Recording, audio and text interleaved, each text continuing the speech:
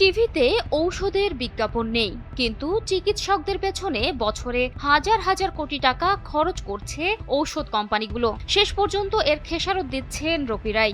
বাংলাদেশে প্রেসক্রিপশন ভিত্তিক ঔষধের সরাসরি বিজ্ঞাপন কার্যত নিষিদ্ধ।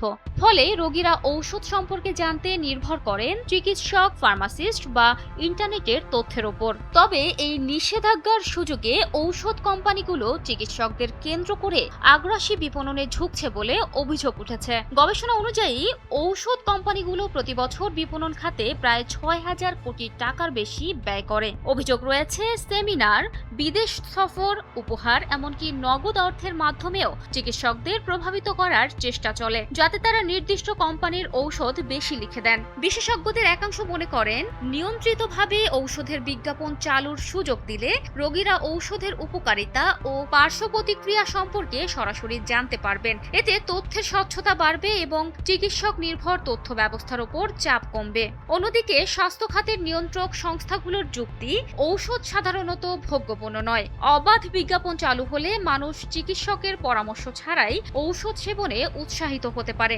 যা জনস্বাস্থ্যের জন্য ঝুঁকিপূর্ণ।